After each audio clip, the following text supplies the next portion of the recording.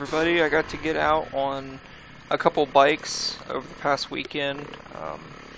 A 2018 Beta 350RR Race Edition, and then I also got to ride a 2015 YZ250FX. So the first thing I'll talk about is the Beta. This is the first time me riding a Beta. I've been interested in Betas pretty much since the conception of whenever I wanted to do dual sporting, which has ultimately turned into me wanting to ride off-road 99% of the time. So the Beta has always sparked my interest, mostly because the Beta pushes rideability. For anybody that's ever ridden a Beta, a lot of things that they key in on. Number one is that the seat height is a little bit smaller than or shorter rather than your KTM and your Huskies. So that really makes it good for confidence, for inspiring confidence in the tight technical stuff. So I also noticed that for throwing my leg over the 350RR for the first time. Another thing that people really talk about is the fueling and how smooth they are. So I come to find out there's a few things that really causes this with the Betas. First and foremost is the Betas import much less number of bikes than say KTM, Husky, Yamaha, Honda. So even for your off-road bikes that are marketed as off-road bikes, there is still an emissions concern from the factory with that. So they will still run on the lean side. They still have to pass a certain point of emissions. The only bikes that don't are ones that, or less stringent if you will, are the ones that are geared or advertised as off-road close competition racing bikes. So Beta, their bikes come from the factory. Because they import so little, the EPA gives them leniency in their fueling and in their emissions. In turn, their fueling is allowed to be a little bit richer. So a lot of the super smooth throttle that people experience with Betas derives from how they're fueling the bike. This 350RR is fuel injected, and it was super smooth. You know, another thing that my friend had mentioned to me is that all the Beta 4-strokes come with throttle tamers from the factory. And those of you who don't know what a throttle tamer is, it's just a tube with a camber gear in it that for the actual throttle tube that allows you to ease into the throttle much easier than just, you know, the more you give it. It's much more progressive as opposed to, you know, grabbing a handful of throttle and it bites you right away. So I believe between those two things, it really did make the Beta 350RR really smooth. I'm not a very experienced rider, as many of you know. I'm just now getting back into riding dirt bikes, so I'm slow, I'm pokey, my fundamentals are still slowly getting sharpened. So I'm not a good rider, I'll be the first to admit it. However, I've been under a bike enough to know, you know, you can feel the difference to know what works and what doesn't. And man, I'll tell you, that Beta 350RR was extremely smooth. Another thing I noticed with the Beta Race Edition is how supple the suspension is. And it's funny because some people will say that the Race Edition suspension is a bit more stiff, maybe, than the standard stuff because it is the Race Edition. But I'm 190 pounds currently at the time that I rode the bikes. It worked really great for me. You know, between riding the YZ and the Beta, I immediately noticed those small hits as just riding on the trails and hitting rocks and stuff. The Beta just soaked them up so much better. It didn't feel as jarring in the handlebars as the YZ did. So that was a really big kudos for the Beta 350RR. On power, gee, I never even got a chance to really test the power to any extent, just because we were riding on mostly not super open stuff. You know, a lot of the stuff we were doing was semi-technical, and then there were also other they're OHV trails, so Jeeps and side-by-sides and things like that. So we weren't really moving at a super fast pace, not that I really can anyway. But the Beta had tons of torque. That's one thing I noticed. It was hard to stall, which also comes back to the fueling. Being able to richen up that bottom end, it will be more susceptible or less susceptible to stalling, which for me and my terrible clutch control, it was actually it was helpful and noticeable. So I give the Beta 2 thumbs up. That 350RR really is a great bike. And my friend, he's a big 4-stroke guy. And it felt light. It felt confidence inspiring. The suspension was really good. I didn't really have any gripes with the Beta whatsoever. We switched back and forth most of the day riding. I rode the YZ and then rode the Beta as well. So as far as bikes go, with my limited knowledge, I really like the 2018 Beta 350RR Race Edition. As for the 2015 Yamaha YZ250FX, I gotta admit, guys, I kind of fell in love with this bike. Call me crazy, but I actually, the more I switched back and forth between this and the Beta, I actually began to like to ride the Yamaha a little bit more. So some key things that I noticed with the Yamaha: first of all, the suspension. The KYB SSS, or speed sensitive suspension, or whatever the acronym is, they're industry leading. Pretty much everybody knows that Yamaha's KYB forks are fantastic, and I will totally agree.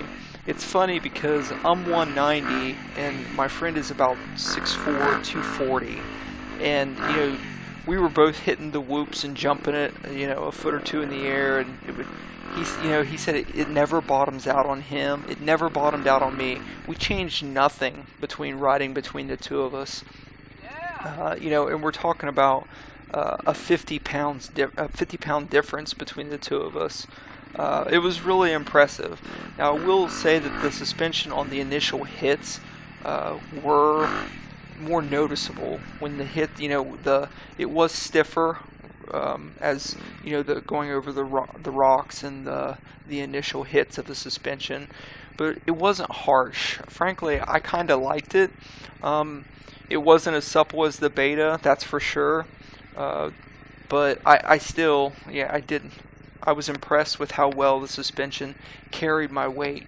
And that Yamaha has not been resprung or revalved. According to my friend, it was all stock suspension. And they had just, he had just modified the clickers a little bit for his riding style. So very impressed with the suspension. So on to the seat height and the overall feel of the bike. I mean, it's a fantastic chassis. Anybody that rides these YZ250FXs, they talk about how great the chassis is. The seat height was about the same as the Beta, maybe a tad taller. I'd have to look up the specs to see, but I didn't really notice any difference between the Beta and the 250, the Beta and the Yamaha. So, it wasn't super tall. I didn't feel overly stretching or reaching to have to dab a foot down. So I'm about 6'1", 6'1", around there, depending on, of course, what kind of shoes or boots I'm wearing. So I said about that height. The motor. The engine on the YZ250X immediately surprised me. It's funny because my friend had said, man, it's just angry. It's an angry little bike. And it's so funny because whenever I got on it and rode it, twisted the throttle and started getting a feel for it, I immediately knew what he was talking about. It does feel angry. I think a large part of it too is one of the things that people complain about with the YZ is that it's very sensitive on the low end throttle. It does lurch. If you initially give it just a little bit of throttle, it goes immediately, and it's not as progressive as the Beta. And it's funny that my friend mentioned that he's owned the bike for quite a while. He did consider putting a throttle tamer on it just to smooth that bottom end.